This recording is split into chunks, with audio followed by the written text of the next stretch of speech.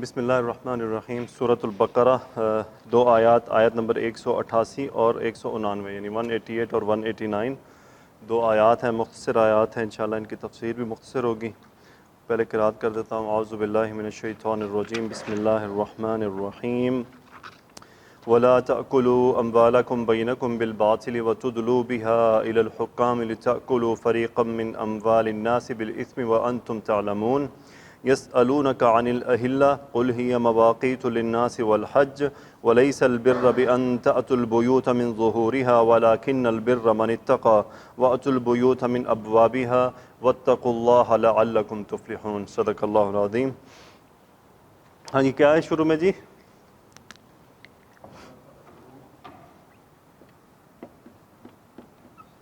دیکھیں رحمان صاحب، آ رہا ہے نا اس میں؟ بس صحیح ہے۔ وَلَا تَأْكُلُوا، آگے کیا جی؟ وعلیکم السلام ورحمۃ اللہ۔ وَلَا تَأْكُلُوا أَمْوَالَكُمْ بَيْنَكُمْ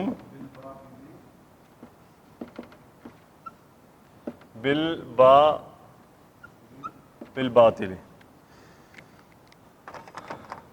ہاں جی، وَلَا تَأْكُلُوا أَمْوَالَكُمْ۔ اچھا، یہ پیچھے ہی ساری باتیں چل رہی تھیں۔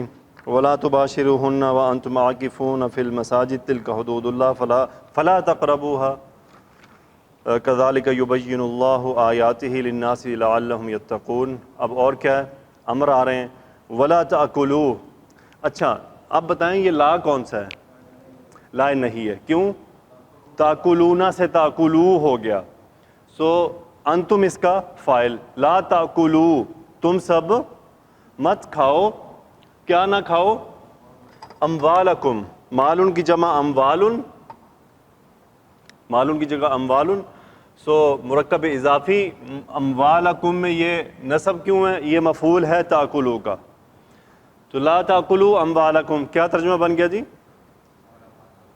تم لوگ تم اپنے مال نہ کھاؤ، یہاں تک، ابھی آگے چلتے ہیں۔ اموالکم بینکم، ہاں جی، اب کیا ہوا؟ لا تأکلوا اموالکم بینکم، آپس میں اپنے مال نہ کھاؤ۔ کیسے نہ کھاؤ؟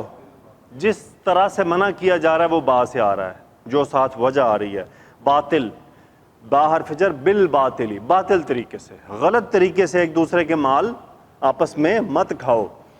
آگے کیا ہے جی؟ وَتُدْلُوا بِهَا إِلَى الْحُكَّامِ لِتَأْكُلُوا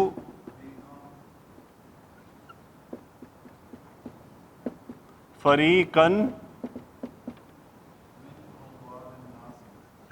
مِّنْ أَمْوَالِ النَّاسِ۔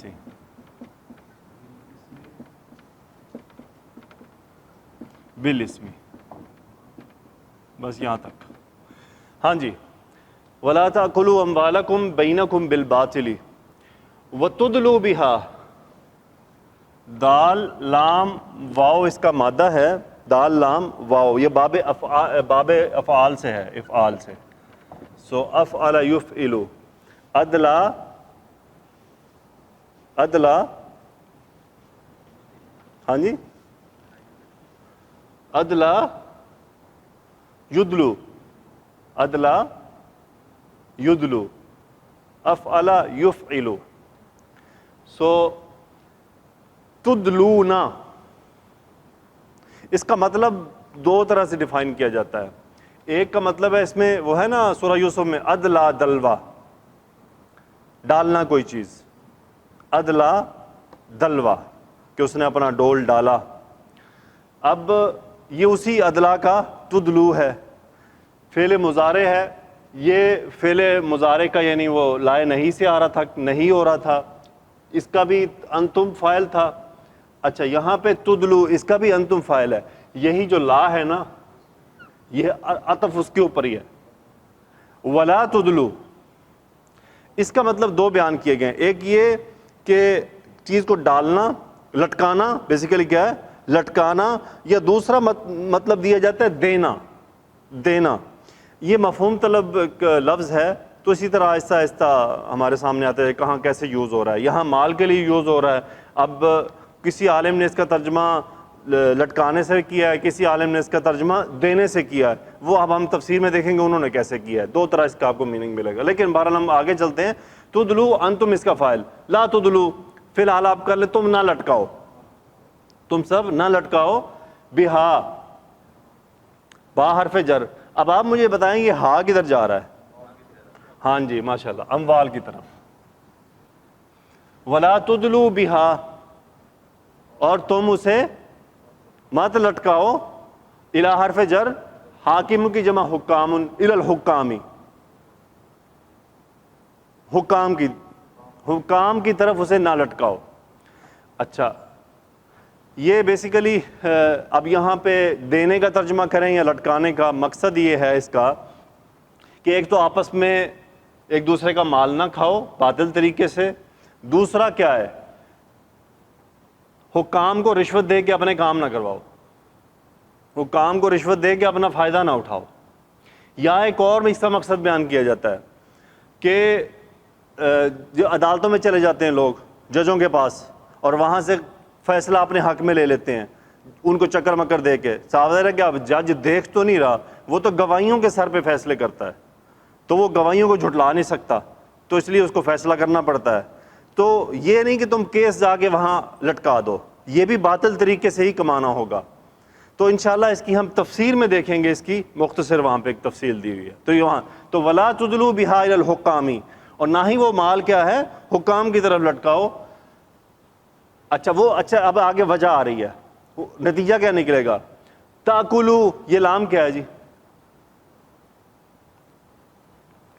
لام کئی.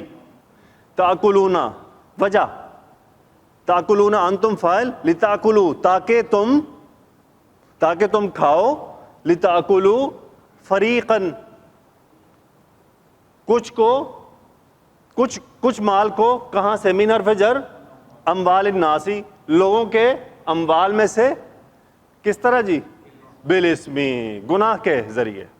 یعنی گناہ کی حالت میں کہ مثلا جج سے فیصلہ لے لیا، جبکہ مثال کے طور پہ مال میرا نہیں تھا، لیکن میں نے گواہیاں شوائیاں ڈال کے جج سے اپنے حق میں فیصلہ لے لیا، وہ حلال نہیں ہو جائے گا، وہ حرام ہی رہے گا. جج کا فیصلہ اسے حلال نہیں کر سکتا.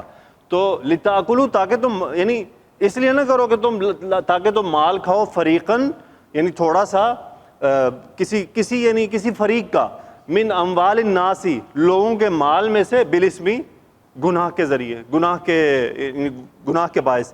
ہاں جی، کسی کے پاس ترجمہ ہے اس کا لکھا ہوا؟ بہتر ہے کہ میں ساتھ ہی بتا دوں آپ کو، نہیں میں یہاں سے قرآن سے دیکھ لیتا ہوں جو یہاں انہوں نے لکھا، تاکہ ابھی آپ کو یہ بات تھوڑی سی واضح ہو جائے.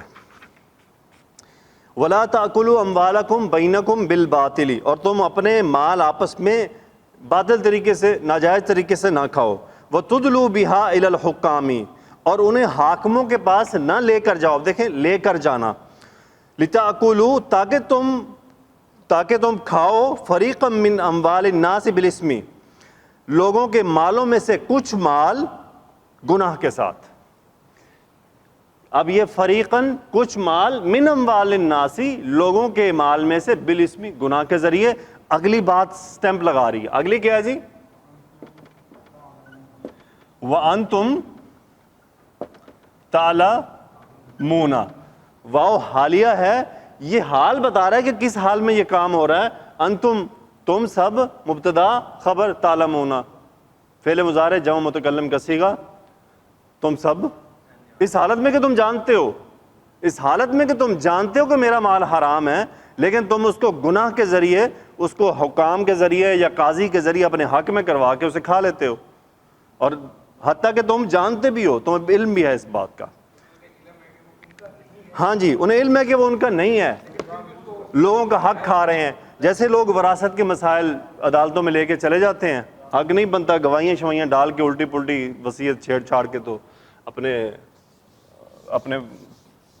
اپنے لیے فیصلہ کروا لیتے ہیں، حالانکہ پتہ ان کو ہوتا ہے کہ یہ حرام ہے، لیکن اب وہ ایمان ختم ہو جائے تو پھر کیا کیا جا سکتا ہے. آگے کیا ہے جی؟ ان حرام ہی ہو گیا نا. نہیں جاوید صاحب، مسلمان کو پتہ ہوتا ہے کہ میں کیا کر رہا ہوں، بس وہ دھوکے میں ہوتا ہے، وہ کر رہا ہوتا ہے اور اسے معلوم بھی ہوتا ہے یہ کیا ہے. اب چور کو کہیں نہیں معلوم میں چوری کر رہا ہوں، میں ڈاکہ ڈالوں، زانی کو نہیں معلوم میں زنا کر رہا ہوں، سب پتہ ہے نا. گناہ کرنے والے کو معلوم ہوتا ہے کہ میں گناہ کر رہا ہوں، لیکن وہ اس وقت شیطان کے جکڑے میں اتنا آ جاتا ہے نا کہ اس کا دماغ کام کرنا بند ہو جاتا ہے. جیسے ہے نا جب انسان زنا کر رہا ہوتا ہے، چوری کر رہا ہوتا ہے، تو ایمان اٹھا لیا جاتا ہے، ایمان کا نور اس میں سے نکال لیا جاتا ہے.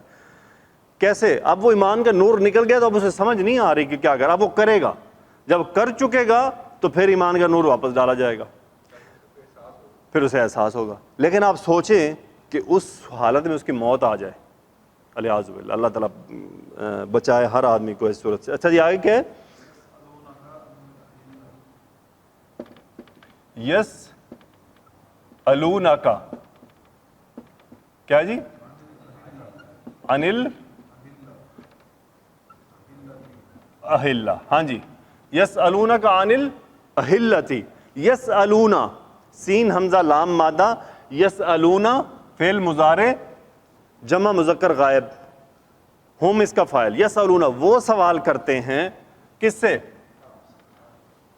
انتا مفعول کا، یسألون کا وہ آپ سے سوال کرتے ہیں، کس بارے میں؟ جس کے بارے میں کیا جا رہا ہے وہ ان سے آ رہا ہے. اہلہ، ہاں جی، اہلہ کیا ہے جی؟ ہاں جی، اچھا جی، ہلال ہو گیا،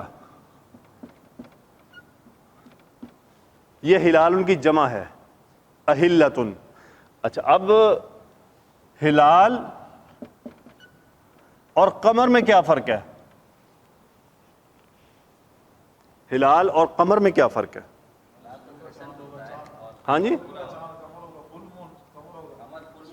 اچھا جی، کون سے شروع کا؟ ہاں جی، کون سی تاریخ کا؟ بہرحال پہلی اور دوسری تاریخ کو ہلال بولتے ہیں، پہلی تاریخ کو بھی اور دوسری تاریخ کو بھی. 3 سے آگے یہ پھر قمر کہلاتا ہے، پھر ہلال نہیں کہلاتا، اس کی جگہ جمع ہے اہلہ. جمع کیوں آئی ہے؟ اندازہ لگائیں.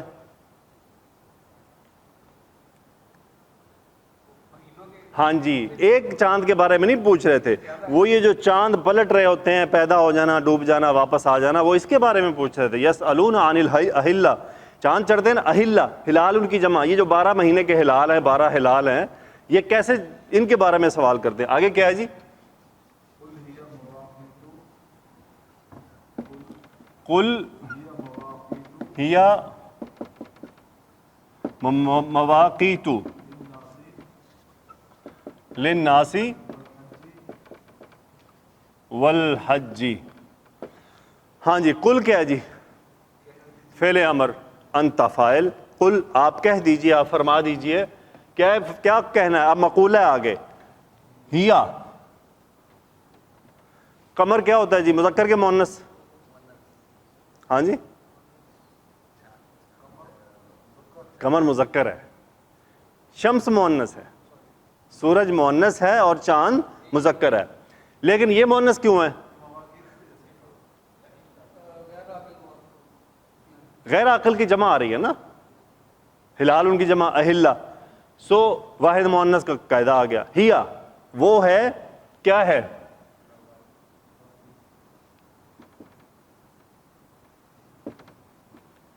میقاتن کی جمع ہے مواقیتو. میقاتن کی جمع کیا ہے؟ مواقیتو. میقات کسے کہتے ہیں جی؟ وہ جو باؤنڈری ہے، بیسیکلی یہ وہ حد ہے جو ایک نشانی لگائی جیسے کہ یہاں کے بعد کوئی کام کرنا ہے. اسی طرح یہ وقت کے لیے بھی استعمال ہوتا ہے، نماز کے لیے ہے نا، کتابا موقوتاً، وہ اسی سے موقوت سے نسب میں ہے، موقوتاً کہ طے شدہ وقت. موقوت کیا ہوتا ہے؟ طے شدہ ٹائم، ڈیسائیڈڈ ٹائم. سو میقاتن کی جمع کیا ہے؟ مواقیتو. نہیں، یہاں پہ ٹائم آ رہا ہے، یہاں پیچھے تذکرہ وقت کا ہو رہا ہے نا، اس لیے یہاں پہ وقت کے لیے ہے یہ. طے شدہ وقت ہے. ہی مواقیت، یہ طے شدہ اوقات ہیں، وہ طے شدہ اوقات ہیں کس کے لیے؟ للناسی، لام حرف جر لوگوں کے لیے، متعلق فعل، واو حرف عطف اسی لام کا حج پہ بھی ہو گیا، للحج، کہ حج کے اور لوگوں کے لیے کیا ہے یہ حج کا وقت معلوم کرنا، اور لوگوں کے لیے کہ مہینوں کے جو پلٹتے ہیں، مہینے پلٹتے ہیں تو چاند جائے گا 29 چیز کے بعد پھر دوبارہ آئے گا، تو وہ ان کی کاؤنٹنگ کے لیے ہے، یہ ان کی کاؤنٹنگ کے لیے ہے۔ تو امید ہے آج ہم نے اس میں یہ اہلہ بھی اچھا، اس طرح کے مشورہ ہے، 2 آیات ہوتی ہیں 3 لازمی جا کے ریپیٹ کیا کیجئے، لازماً، وہ آپ ریپیٹ کریں گے نا تو لفظ بیٹھیں، خود سے کوشش کریں کہ بھئی آج ہم نے جو آج پڑھا ہے اس میں آج جس طرح تاکلون کیا تھا، مواقیت کیا، اہلہ، اس طرح، حالانکہ 2 آیات کوئی زیادہ نہیں ہے، بہت مختصر سی، وہ ہا تھا، احلہ، یہ اہلہ ہے حلال سے۔ اچھا جی آگے کیا ہے؟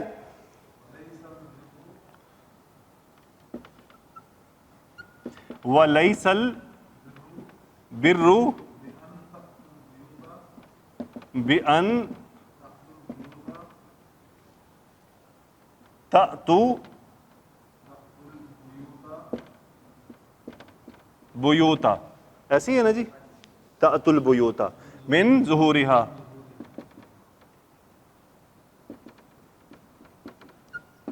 ہاں جی، لیس البرہ، لیسا کیا ہوتا ہے؟ نفی، لیس البرُ یہ اس کا اسم ہو گیا، نیکی نہیں ہے، لیس البرُ نیکی نہیں ہے، کیا نہیں ہے؟ اب وہ جو آگے خبر ہوتی ہے اس کی وہ با سے آتی ہے، ان اس کا مصدریہ ہے، کیسے مصدریہ میں کہہ رہا ہوں کہ یہ تھا تأتونا، عطا یا اتی، تأتونا تم سب آتے ہو، انتم اس کا فاعل، سو تأتونا سے نون ڈراپ ہو گیا، یعنی اب مصدر کیا ہوتا ہے، ہم اس کے فعل میں ترجمہ نہیں کرتے جبکہ اس کی اوریجنل نیم میں کرتے، جیسے تمہارا آنا، تمہارا آنا کوئی نیکی نہیں ہے، کہاں آنا؟ بیتن کی جمع البیوتا، مفعول ہے اسی تأتونا کا، تمہارا گھروں میں آنا کوئی نیکی نہیں ہے۔ من حرف جر سے، ظاہرن کی جمع، ظاہرن کیا ہوتا ہے؟ پیٹھ، کمر، پیچھے سے، تو ظاہرن کی جگہ ظہور، سو ظہوری ہا مرکب اضافی، ہا کدھر جا رہا ہے جی؟ بیوت کی طرف، غیر آکر کی جمع، تو کوئی نیکی نہیں ہے تمہارا گھروں میں آنا اس کے پیٹھ میں سے، پیچھے سے گھروں میں آنا۔ تو وہ کیا کرتے تھے، یہ جب حج کے لیے جاتے تھے تو کوئی مسئلہ ہو گیا، کوئی ان کو ایشو ہوا، ان کو واپس گھر جانا پڑتا تھا نا، تو یہ دروازے سے داخل ہونا گناہ سمجھتے تھے، تو یہ گھر کے پچھلے سے داخل ہوتے تھے، چاہے ان کو نقب ہی لگانی پڑتی، دیوار توڑ کے ہی اندر داخل ہونا پڑتا کسی بھی طرح سے۔ تو یہ بات ان کو منع کی جا رہی کہ یہ جو تم سمجھتے ہو نا کہ ہمارا حج ٹوٹ جائے گا اور پیچھے سے آ رہے ہیں، یہ کوئی نیکی نہیں ہے۔ نیکی کیا ہے وہ آگے بات آ رہی، آگے کیا ہے جی؟ وَلَٰكِنَّ الْبِرَّ، ہاں جی یقین کے ساتھ، لَٰكِنَّ الْبِرَّ اسم لَٰكِنَّ، لیکن نیکی تو کیا ہے؟ من، اب یہ شرط بھی بن رہا ہے، وَلَٰكِنَّ الْبِرَّ من اتقى یتقی، تقوی رکھنا، من اتقى، کیا ترجمہ بنا جی؟ نیکی تو تقوی ہے، اللہ سے پرہیزگاری اختیار کرنا نیکی ہے، تقوی اختیار کرنا نیکی ہے۔ آگے کیا ہے جی؟ وَأْتُوا الْبُیُوتَ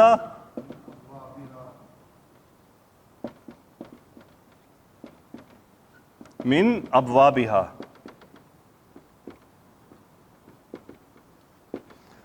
ہاں جی اب یہاں کیا کیا جا رہا ہے؟ یہ کیا ہے؟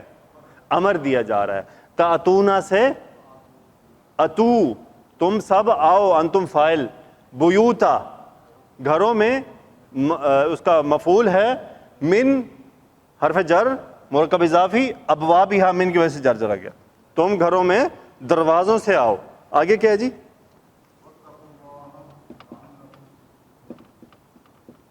واتقوا اللہ لعلکم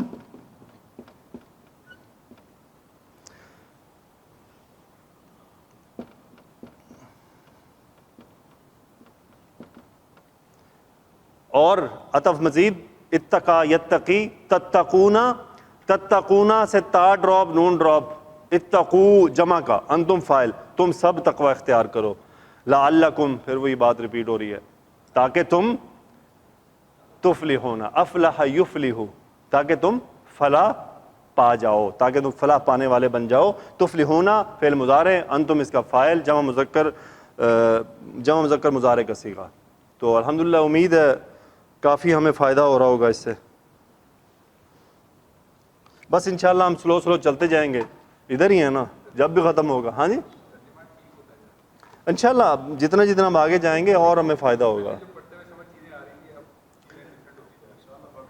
نہیں انشاءاللہ اصل میں بیچ میں ہمارا جو بریک آیا نا وہ صحیح نہیں آیا۔ ابھی یہ ہے کہ انشاءاللہ ہم نے بریک نہیں لینا، یعنی 2-3 میرے پاس صرف اب 3 منیمم بعد نہیں آ جائیں نا تو کلاس کنٹینیو رہے گی، کیونکہ آن لائن بہت زیادہ حرج ہوتا ہے۔ یعنی ہم یہاں میں جیسے پہلے بتایا کہ 6-7 ہیں، ادھر کم از کم 150 لوگ روز، الحمدللہ روز 150 لوگ کم از کم روزانہ ویو کرتے ہیں۔ تو یہ سمجھے وہ ہمارے ریگولر ہمارے ساتھ پڑھ رہے ہیں، تو ان کے لیے بھی ہمیں اس کو کنٹینیو کرنا ہے۔ کون نہیں شاہد بھائی بھی ادھر ہی ہیں۔ نہیں آپ شاہد بھائی، شکاری صاحب، یہ 3 بندے تو فکس ہیں۔ رانا صاحب میرے ساتھ شفٹ میں ہیں، یہ اینول کے علاوہ یہ بھی پکے ہیں۔ بس ٹھیک ہے، یہ بھی پکے ہو گئے۔ تو یہ انشاءاللہ ہمارے پکے، جو یہ مرضی کے مالک ہیں، ان کا کوئی پتہ نہیں ہوتا۔ چلے دیکھتے ہیں۔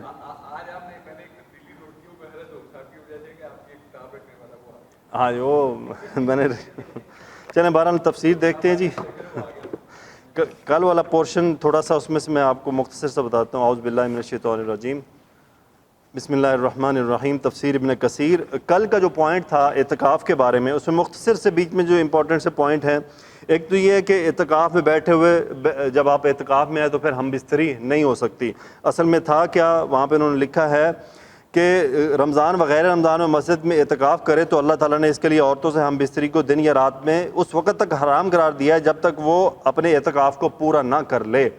اچھا، ضحاک فرماتے ہیں کہ پہلے یہ صورت تھی کہ آدمی جب اعتکاف میں ہوتا تو وہ مسجد سے باہر نکل کر ہم بستری کر آتا تھا، بالآخر اللہ تعالیٰ نے یہ آیت نازل فرما دی، اور کوئی بھی حالت اعتکاف میں کسی عورت کے قریب نہ جائے۔ اگر کوئی معتکف کھانے پینے یا قضائے حاجت کی وجہ سے کسی ناگزیر ضرورت کی وجہ سے گھر چلا جاتا ہے تو گھر جانا اس کا بقدر ضرورت ہی ہو، اور اس صورت میں اس کے لیے جائز نہیں کہ اپنی بیوی کو بوسہ دے یا اسے گلے لگائے یا اعتکاف کے سوا کوئی اور مشغولیت اختیار کرے یا کسی مریض کی بیمار پرسی کرے۔ ہاں البتہ راہ چلتے ہوئے مریض سے اس کا حال پوچھ سکتا ہے۔ اعتکاف سے متعلق اور بہت سے مفصل احکام موجود ہیں۔ ایک اور بڑی امپورٹنٹ روایت ہے، اس روایت سے ہم نے سب نے سیکھنا بھی ہے اور اس کو آگے ہم نے لوگوں کو بھی یہ بات بتانی ہے۔ حضرت صفیہ بنت حوئی رضی اللہ تعالی عنہا نبی کریم صلی اللہ علیہ وسلم کی زیارت کے لیے آیا کرتی تھیں۔ جب آپ مسجد میں حالت اعتکاف میں ہوتے تو ایک بار آپ تشریف لائیں، کچھ دیر گفتگو کی، پھر گھر جانے کے لیے کھڑی ہوئیں۔ یہ رات کا وقت تھا تو نبی کریم صلی اللہ علیہ وسلم بھی کھڑے ہو گئے تاکہ ان کے ساتھ چل کر گھر تک پہنچا آئیں۔ ان کا گھر مدینہ کے ایک طرف دار اسامہ بن زید میں تھا۔ راستے میں 2 انصاری ملے، جب انہوں نے نبی کریم صلی اللہ علیہ وسلم کو دیکھا تو اپنی رفتار تیز کر دی۔ ایک روایت میں یہ الفاظ ہیں کہ نبی کریم صلی اللہ علیہ وسلم سے حیا کی وجہ سے وہ چھپ گئے کیونکہ آپ اپنی اہلیہ محترمہ کے ساتھ تھے۔ آپ نے ان دونوں سے فرمایا علی رسلکما انہا صفیہ بنت حیی، ذرا رک جاؤ، دیکھو یہ صفیہ بنت حیی رضی اللہ تعالی عنہا ہیں، یعنی تیز نہ چلو اور جان لو کہ اس وقت میرے ساتھ میری بیوی صفیہ ہیں۔ انہوں نے عرض کی کہ اے اللہ کے رسول سبحان اللہ، آپ نے فرمایا کہ شیطان انسان میں اس طرح گردش کرتا ہے جس طرح خون، لہٰذا مجھے یہ ڈر لاحق ہوا کہ کہیں وہ تمہارے دلوں میں کوئی بات، اور ایک روایت میں ہے یا کوئی برائی نہ ڈال دے، الیاذ باللہ، یعنی اچھا یہاں پہ علماء نے فرمایا ہے کہ رسول اللہ صلی اللہ علیہ وسلم نے ایکچولی صحابہ کی حفاظت فرمائی۔ اگر وہ صحابی بہت نیک تھے لیکن ایک پل کے لیے بھی وہ رسول اللہ صلی اللہ علیہ وسلم کے بارے میں غلط سوچ لیتے تو ایمان گیا تھا، وہ ایمان سے فارغ ہو گئے تھے۔ تو اللہ ایک عالم صاحب فرما رہے تھے کہ اس واقعے سے یہ پتہ چلتا ہے رسول اللہ صلی اللہ علیہ وسلم نے ان کے ایمان کی حفاظت فرمائی ان کو یہ بات کلیئر کر کے. یہاں سے جو دوسرا علماء سبق دیتے ہیں وہ یہ دیتے ہیں کہ کوئی بھی چیز مبہم نہ رکھو. یعنی اگر آپ کو فیل ہو کہ یہ میرے ساتھ یہ جو میں کام ابھی کر رہا ہوں یہ ڈاؤٹس پیدا کر سکتا ہے تو اس کو کلیئر کر دو, اس کو لوگوں کو بتا دو تاکہ وہ بدگمانی کا شکار نہ ہو. اس پر تم ان کی مدد کرو تاکہ وہ گناہ گار نہ ہو جائیں, ان پر ان کی مدد. یعنی ہر بات کو واضح کرنا ضروری نہیں ہے, لیکن جو بات کوئی ایسی ہو کہ جس کا بتانا ضروری ہے کہ یار کہیں اس سے انسان کو پتہ ہوتا ہے کہ یار کہیں میرا یہ عمل ایسا نہ ہو لوگ میرے بارے میں کچھ غلط کہنا. جیسے میں نے مجھے داڑھی صاف کرنی پڑی تو مجھے بتانا پڑا. ایٹ لیسٹ یہ نہیں کہ میں نے اب ہر آدمی کو بتایا ہے, لیکن کم از کم میں نے گروپ میں اناؤنس کیا, جس کو خبر مل گئی, جس کو نہیں ملی. اب میں ہر آدمی کو تو نہیں بتا سکتا. تو یہ وہ بات تھی کہ تاکہ لوگ بدگمانی کا شکار نہ ہوں. کیونکہ مجھے ایک یوٹیوب پہ ایک بندے نے نیچے کامنٹ کیا, میں تو آپ کو انسپائریشن سمجھتا تھا, مجھ سے غلطی ہوئی, اللہ مجھے معاف فرما دے. یہاں تک سوچ لینا. چلے مثال کے طور پر فار ایگزامپل لیٹس سے کہ میں نے کاٹ لی تو میں کافر ہو گیا, نعوذ باللہ میں یعنی جہنم کے راستے پر چل پڑا. اس حد تک سخت رویہ رکھنا بڑا, مجھے اس کامنٹ سے بہت دکھ ہوا. اس حد تک بدگمانی میں چلے جانا. آپ عمل کو دیکھو, میں کو خدا نہ خواستہ وہ چھوڑ کے کوئی میں نے مجرا چلانا تو نہیں شروع کر دیا, وہی کام کر رہا ہوں. قبول تو اللہ نے کرنا ہے, اللہ تعالیٰ سے دعا ہے وہ کسی بھی حالت میں قبول فرما لے. اللہ تو نیتیں دیکھتا ہے نا, انما الاعمال بالنیات. اللہ تعالیٰ سے دعا کرنی چاہیے کہ اللہ ہم سب کو استقامت عطا فرمائے اور ایک دوسرے کے بارے میں بدگمانی سے بچائے. ان بعض الظن اسم, بعض بدگمانیاں تو گناہ ہیں سیدھے سیدھے. اور رسول اللہ کی حدیث میں آتا ہے کہ بدگمانی نیرا جھوٹ ہے, جھوٹ ہی ہوتا ہے, انسان جھوٹی تخیل پہ چل رہا ہوتا ہے. اللہ تعالیٰ سے دعا کہ ہماری حفاظت فرمائے. اچھا جی, تفسیر مختصر سی, وَلَا تَأْكُلُوا أَمْوَالَكُمْ بَيْنَكُمْ بِالْبَاطِلِ وَتُدْلُوا بِهَا إِلَى الْحُكَّامِ لِتَأْكُلُوا فَرِيقًا مِنْ أَمْوَالِ النَّاسِ بِالْإِثْمِ وَأَنْتُمْ تَعْلَمُونَ. اور تم اپنے مال آپس میں ناجائز طریقے سے نہ کھاؤ اور انہیں حاکموں کے پاس نہ لے جاؤ تاکہ تم لوگوں کے مالوں میں سے کچھ مال گناہ کے ساتھ کھاؤ حالانکہ تم جانتے ہو. رشوت گناہ اور حرام ہے. ابن عباس رضی اللہ عنہ سے روایت ہے کہ یہ آیت اس شخص کے بارے میں ہے جس کے ذمے کسی شخص کا مال ہو اور کوئی گواہی موجود نہ ہو اور وہ انکار کرتے ہوئے جھگڑے کو حکام کے پاس لے جائے. یعنی اب گواہی نہیں ہے, پیسے دینے ہیں, لیکن وہ کیا ہے, اب گواہی جو نہیں ہے تو کوئی کیا گواہی دے, تو وہ حاکم کے پاس لے جاتا ہے. حق اس کے خلاف ہے اور وہ گناہ گار اور مال حرام کھانے والا ہے. اس کے بارے میں مزید فرماتے ہیں قاضی کے فیصلے سے حرام حلال نہیں اور حلال جو ہے وہ حرام نہیں بنتا. رسول اللہ صلی اللہ علیہ وسلم نے فرمایا بے شک میں ایک بشر ہوں, میرے پاس جھگڑا کرنے والے آتے ہیں اور ممکن ہے کہ تم میں سے بعض لوگ اپنی بات کو زیادہ اچھے طریقے سے پیش کر سکتے ہوں. اب غور کیجئے, یہ جو عالم علم الغیب کی بات کرتے ہیں ان کو ادھر سے بہت ساری آیات ہیں, بہت سی احادیث ہیں, پر نہیں سمجھ آتی, پتہ نہیں کیا کریں. آپ رسول اللہ صلی اللہ علیہ وسلم نے اگر فیصلہ کرنا ہے اور علم غیب ہوتا تو آپ کو یہ بات کہنے کی ضرورت تھی؟ بالکل ضرورت نہیں تھی. آپ کے پاس کوئی جھگڑا آتا, آپ کہتے ہیں اللہ تعالیٰ آپ کو بتا دیں گے, یا آپ کو اگر علم غیب ہے تو آپ کو پتہ چل جائے گا سچ اور جھوٹ کیا ہے. لیکن آپ فرما رہے ہیں کہ بھئی بڑے شاطر لوگ ہوتے ہیں نا, لوگ بڑے طریقے سے بات کرنے کے, یہی سچا ہے. تو اسی طرف اشارہ ہے کہ تم میں سے بعض لوگ اپنی بات کو زیادہ اچھے طریقے سے پیش کر سکتے ہوں, تو میں خیال کروں کہ اس نے سچ کہا ہے جس کی وجہ سے میں اس کے حق میں فیصلہ دے دوں. تو جس شخص کو میں کسی دوسرے مسلمان کا حق دے دوں تو وہ در حقیقت جہنم کی آگ کا ایک ٹکڑا ہے, چاہے تو وہ اسے لے لے یا چھوڑ دے.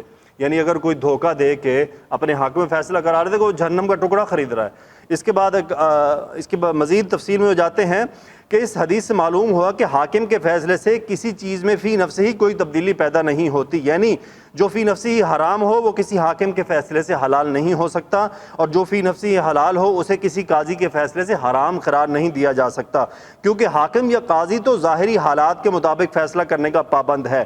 اگر اس کو فیصلہ حقیقت کے مطابق ہو تو بہت خوب, ورنہ اسے اجر ضرور ملے گا اور ہیلہ باز کے کندھے پر اس کا گناہ ہوگا.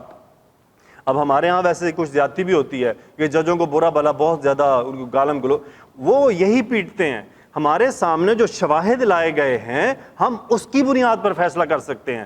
وہ کیا کہہ رہا ہے ہمیں نہیں, ایویڈنس کی بنیاد پہ. اگر ایویڈنس غلط ہیں, گواہی جھوٹے ہیں, قرآن پہ ہاتھ رکھ کے جھوٹیاں گواہیاں دے رہے ہیں, تو جج کیا کر سکتا ہے؟ قرآن پہ ہاتھ رکھواتے ہیں نا, پھر بھی جھوٹی گواہی دے رہے ہوتے ہیں پیسے لے کے, تو بتائیں اس پہ جج کیا کرے گا؟ حالانکہ بھلے جج نے دیکھا بھی ہوا ہے, یا تو جج خود گواہ بن جائے کہ میں نے یہ کام دیکھا تھا. اب جج تو بیچارے وہی رپورٹس پولیس انکوائری اس پہ چل رہے ہوتے ہیں. تو یہ آیت بالکل اس میں واضح ہے کہ اگر ان سے غلطی ہو جائے تو ایک اجر ہے اور صحیح فیصلہ ہو جائے 2 اجر ہیں. ان کو گناہ نہیں, ہاں نیت خراب نہ ہو. آگے فرماتے ہیں جو اگلی آیت کا ایسا ولا تاکلوا اموالکم بینکم بالباطل, یعنی تم جانتے ہو کہ جس بات کا تم دعویٰ کرتے اور اپنے کلام میں رواج دیتے ہو وہ باطل ہے. قتادہ فرماتے ہیں کہ اے ابن آدم اس بات کو خوب جان لو کہ قاضی کا فیصلہ تمہارے لیے حرام کو حلال اور باطل کو حق قرار نہیں دے سکتا, کیونکہ قاضی تو اپنی رائے اور گواہوں کی گواہی کے مطابق فیصلہ کرتا ہے, جبکہ قاضی ایک انسان ہے جس کا فیصلہ غلط بھی ہو سکتا ہے اور صحیح بھی. لہٰذا خوب جان لو کہ جس کے حق میں باطل فیصلہ ہو جائے تو اس کا جھگڑا ختم نہیں ہو جاتا, بلکہ ان دونوں کو اللہ تعالیٰ قیامت کے دن جمع کرے گا اور حق والے کے حق میں باطل والے کے خلاف اس سے بدرجہ بہتر فیصلہ فرمائے گا جو دنیا میں ہوا تھا. تو بہرحال اللہ تعالیٰ ہمیں واقعی ان چیزوں کو اس کریٹیکل, آخری آیت ہے, ایک آیت ہے, بات بہت زیادہ آگے و پیچھے ہو گئی, ٹھیک ہے. تو اگلی آیت میں کیا ہے جی, یسألونک عن الاہلہ قل ہی مواقیت للناس والحج ولیس البر بان تأتوا البیوت من ظہورها ولکن البر من اتقى واتوا البیوت من ابوابها واتقوا اللہ لعلکم تفلحون. اچھا جی, اس کی تفسیر کے بارے میں فرماتے ہیں چاند کے بارے میں سوال. حضرت ابن عباس رضی اللہ عنہ سے روایت ہے کہ لوگوں نے رسول اللہ صلی اللہ علیہ وسلم سے چاند کے بارے میں سوال کیا, تو اس موقع پر یہ آیت نازل ہوئی کہ اے نبی صلی اللہ علیہ وسلم لوگ آپ سے نئے چاند کے بارے میں دریافت کرتے ہیں, گھٹتا بڑھتا کیوں ہے؟ کہہ دیجئے وہ لوگوں کے کاموں میں میعادیں معلوم ہونے کا ذریعہ ہے, اس سے وہ قرض کی مدت, عورتوں کی عدت اور حج کے وقت کو معلوم کر سکتے ہیں. رسول اللہ صلی اللہ علیہ وسلم نے فرمایا اللہ تعالیٰ نے چاند کو لوگوں کے لیے وقت معلوم کرنے کا ذریعہ بنا دیا ہے, لہٰذا چاند دیکھ کر روزے رکھو, چاند دیکھ کر روزے رکھنا چھوڑ دو, اور اگر آسمان ابر آلود ہو تو مہینے کے دنوں کے تعداد کو پورا کر لو. نیکی کا دار و مدار تقوی ہے. ولیس البر بان تأتوا البیوت من ظہورها ولکن البر من اتقى. اس کے بارے میں فرماتے ہیں امام بخاری رحمۃ اللہ علیہ نے حضرت براء بن عازب رضی اللہ عنہ سے روایت کیا کہ لوگ جب زمانہ جاہلیت میں حالت احرام میں ہوتے تو وہ گھر میں پچھواڑے کی طرف سے آیا کرتے تھے, چنانچہ اس موقع پر اللہ تعالیٰ نے اس آیت کو نازل فرمایا. حضرت براء رضی اللہ تعالیٰ عنہ سے صحیح روایت ہے کہ انصار کے ہاں یہ معمول تھا کہ وہ جب سفر سے واپس آتے تو گھر کے دروازے سے داخل نہیں ہوتے تھے, چنانچہ اس وجہ سے یہ آیت نازل ہوئی. امام حسن بصری رحمۃ اللہ علیہ فرماتے ہیں کہ زمانہ جاہلیت میں جب کچھ لوگ سفر کا ارادہ کرتے تو وہ اپنے ارادہ سفر کے تحت گھر سے نکل جاتے, اور گھر سے باہر نکل جانے کے بعد وہ سفر کا ارادہ ترک کر کے مقیم ہو جاتے, تو پھر گھر میں اپنے دروازے سے داخل نہ ہوتے بلکہ پچھواڑے کی جانب سے دیوار پھلانگ کر گھر میں داخل ہوتے. اس موقع پر اللہ تعالیٰ نے فرمایا کہ نیکی یہ نہیں کہ تم اپنے گھروں میں ان کے پچھواڑوں کی طرف سے آؤ, ارشاد باری تعالیٰ واتقوا اللہ لعلکم تفلحون, اللہ تعالیٰ سے ڈرتے رہو تاکہ تم نجات پاؤ, یعنی تم اللہ تعالیٰ سے ڈرو اور وہ کام کرو جس کا اس نے تمہیں حکم دیا ہے, اور اس سے رک جاؤ جس سے اس نے منع فرمایا ہے, تاکہ کل تم اس وقت نجات پاؤ جب اللہ تعالیٰ کے دربار عالی میں کھڑے ہوگے اور وہ تمہیں تمہارے اعمال کا پورا پورا بدلہ عطا فرمائے گا. جزاکم اللہ خیرا. سبحانک اللہم و بحمدک نشہد ان لا الہ الا انت نستغفرک و نتوب الیک. اللہم صلی علی سیدنا و مولانا محمد و علی آلہ و صحبہ و بارک وسلم. آمین یا رب العالمین.